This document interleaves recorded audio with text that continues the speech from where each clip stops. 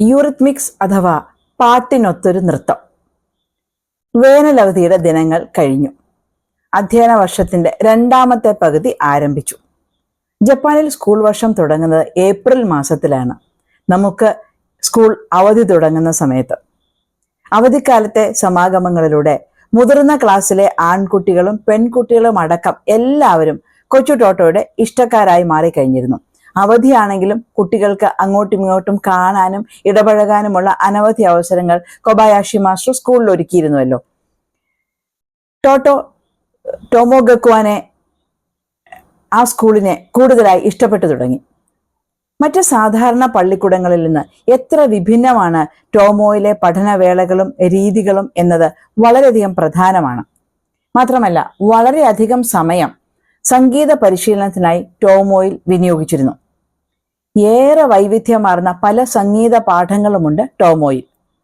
അതിൽ പ്രമുഖമാണ് യൂറിത്മിക്സ്. അതിനായി ദിവസവും ഒരു പീരീഡ് മാറ്റിവെക്കപ്പെട്ടിട്ടുണ്ട്.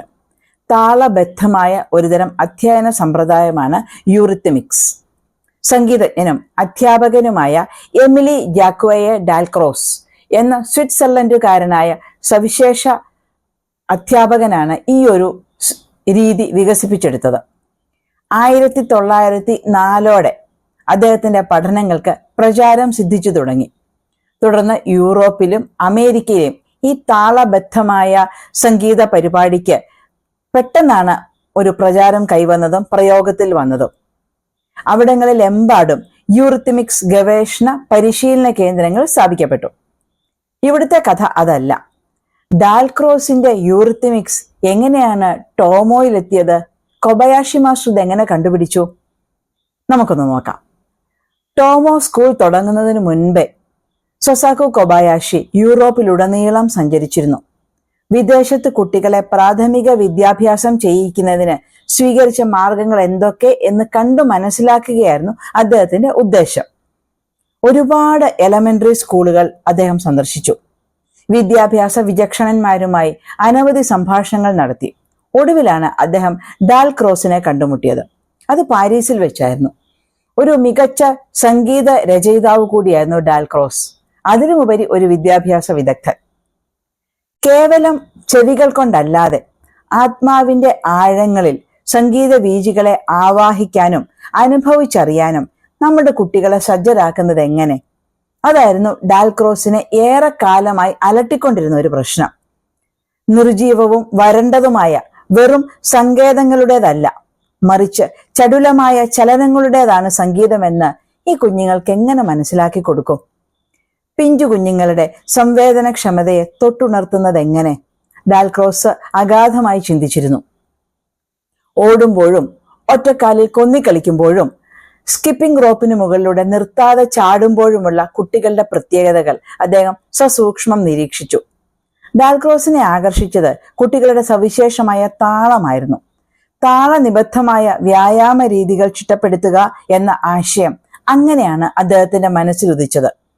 ഡാൽക്രോസ് അതിനെ യൂറിത്മിക്സ് എന്ന് വിളിച്ചു. കൊബയാഷി മാസ്റ്റർ 1 വർഷത്തോളം പാരീസിലെ ഡാൽക്രോസിന്റെ വിദ്യാലയത്തിൽ തങ്ങി. ഈ പഠന സമ്പ്രദായം സസൂക്ഷ്മം ഹൃദയസ്ഥമാക്കി. മാസ്റ്ററെ മാത്രമല്ല, പ്രഗത്ഭരായ മറ്റു പല ജപ്പാൻകാരെയും ഡാൽക്രോസിന്റെ ഈ ഒരു സമ്പ്രദായം സ്വാധീനിച്ചിട്ടുണ്ട്.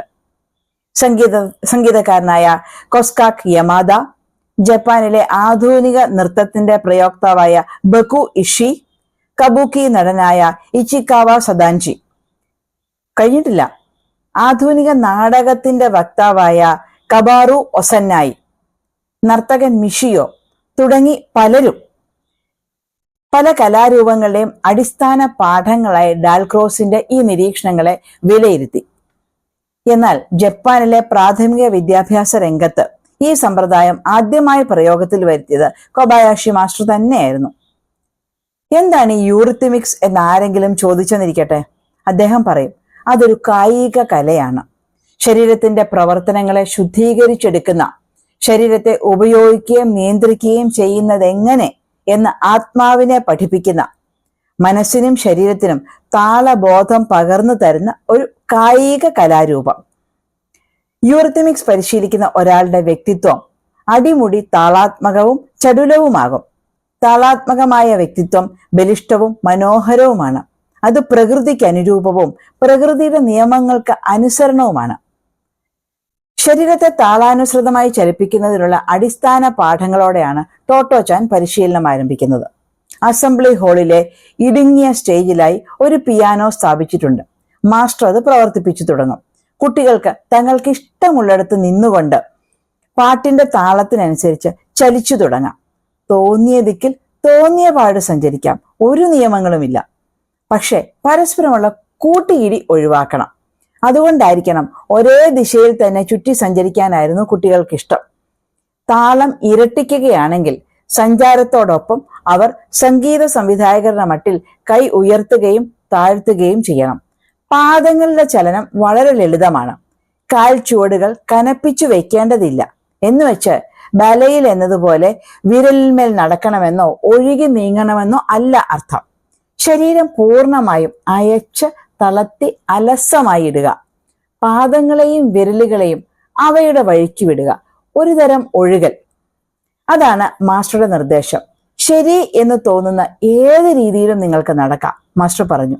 പക്ഷെ അതിന്റെ സ്വാഭാവികത വളരെ പ്രധാനമാണ്. താളം 3 മാത്രം വീതമാണ് എന്നിരിക്കട്ടെ.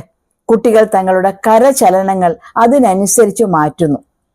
മുറുകുന്ന താളത്തിനനുസരിച്ച് നടത്തയുടെ വേഗം കൂട്ടുകയോ കുറയ്ക്കുകയോ ചെയ്യുന്നു. 6ാം കാലത്തിനനുസരണമായ കരചലനങ്ങൾ വരെയാണ് കുട്ടികൾ പഠിക്കേണ്ടത്. അതത്ര എളുപ്പമല്ല. 4ാം കാലം തികച്ചും ലളിതമാണ്. താഴേക്ക് വട്ടത്തിൽ ഇരുപുറം ഉയരോട്ട്.